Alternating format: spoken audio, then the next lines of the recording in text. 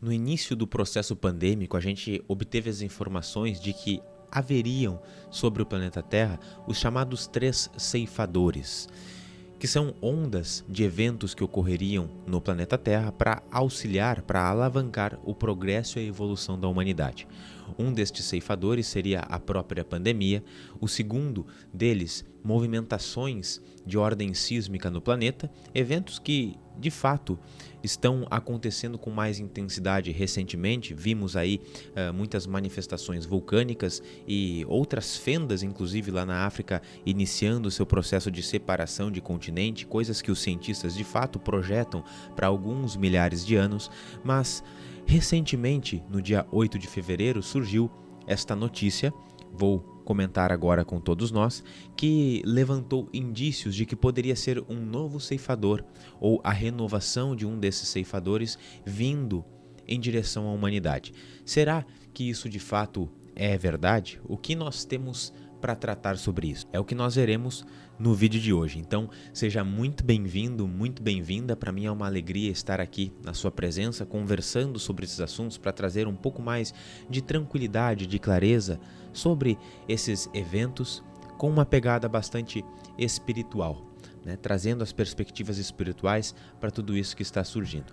A notícia que surgiu foi esta aqui: descoberta de Ômicron em animais lá em Nova York gera uma preocupação sobre novas variantes. O fato é que há uma grande população de veados nos Estados Unidos e foi descoberta essa infecção da Ômicron nessa população. E isso faz, a gente sabe, né, o vírus ele receber um hospedeiro e gerar uma nova mutação e então depois ser inserido novamente na população de um modo diferente, o que causariam as novas cepas. É assim que se realiza, né, o processo de transformação e de mutação dos vírus. E chegou até mim essa notícia porque alguns de vocês compartilharam comigo, trazendo essas indagações e preocupações se isto seria o surgimento de mais um ceifador. E junto com essas indagações e colocações desta notícia vieram algumas outras perguntas.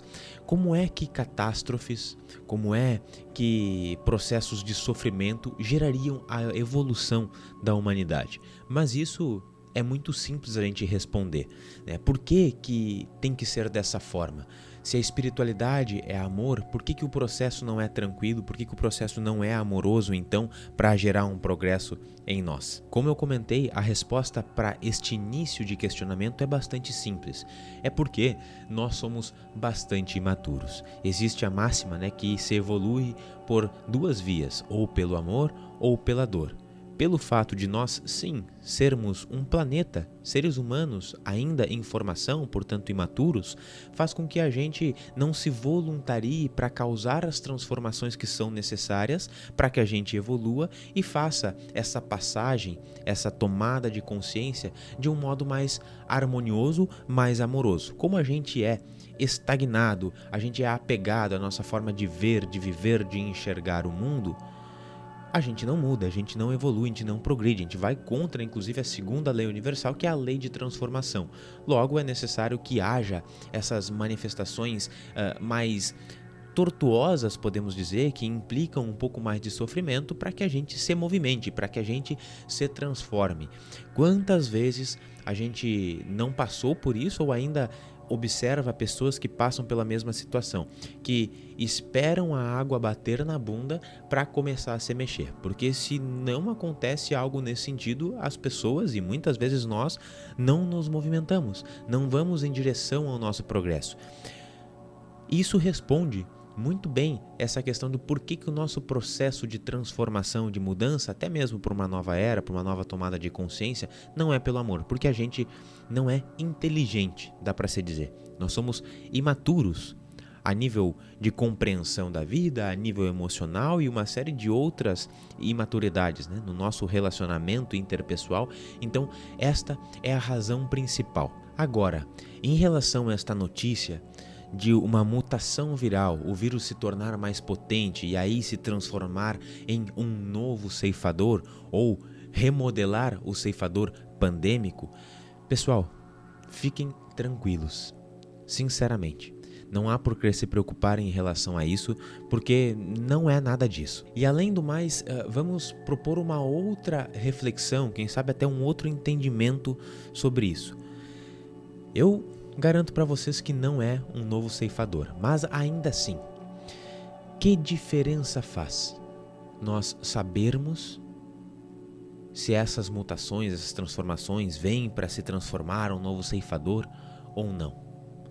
Qual a relevância de nós termos esta informação? E eu digo para vocês que muitas vezes é pior a gente ter essas informações. Primeiro, que se fosse para nós sabermos, nós saberíamos por inúmeras fontes. Mas eu me refiro que muitas vezes é pior porque eu, pelo menos, conheço pessoas que utilizam dessas ciências de adivinhações, que originalmente não são de adivinhações, mas que são empregadas para isso também, como, por exemplo, o tarô e a astrologia. Eu conheço pessoas que utilizam-se dessas ferramentas para adivinhação, para previsão de futuro, não para tendências e de como saber se portar em relação ao seu interior. Não, mas usam essas ferramentas para saber e prever o que é que vai acontecer. E quando essas pessoas se deparam com uma previsão um pouco mais árdua, um pouco até mesmo catastróficas, cria-se um pavor a nível mental.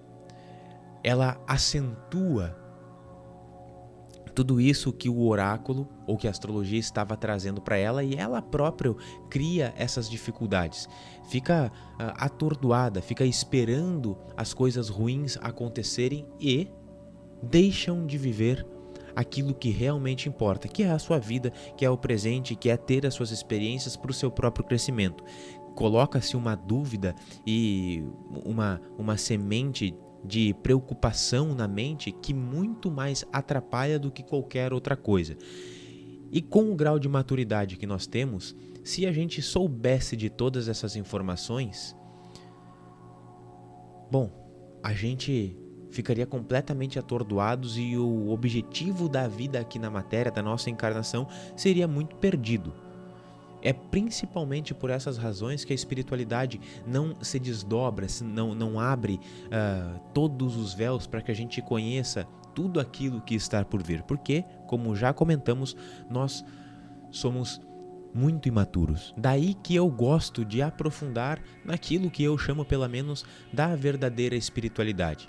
Talvez muitos já saibam, mas o meu caminho também dentro da filosofia, dentro da espiritualidade, aconteceu dentro do caminho das artes marciais, né? E nas artes marciais a gente encontra muitas máximas e aprendemos a estarmos no nosso centro, que é o que eu considero também estar uma das máximas da espiritualidade.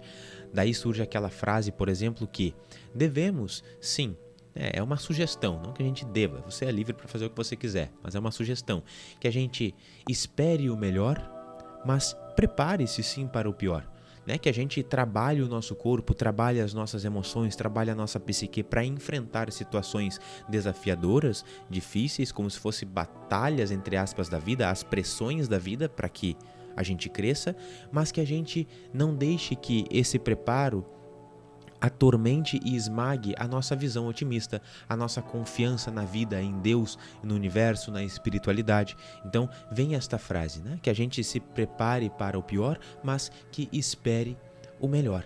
E o que é, de fato, o nosso papel aqui, enquanto seres humanos encarnados? Deixando de lado essas notícias, esses acontecimentos globais. Qual o principal ponto, pelo menos na minha perspectiva, como essa minha jornada vem dentro das artes marciais, é nós permanecermos no centro.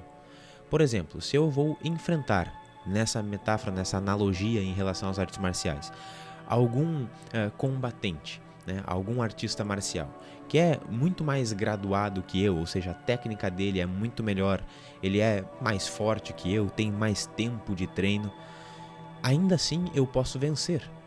O meu vencer, neste caso, não é ganhar a luta, não é vencer a batalha, mas é, independente daquilo que aconteça, eu permanecer no meu centro.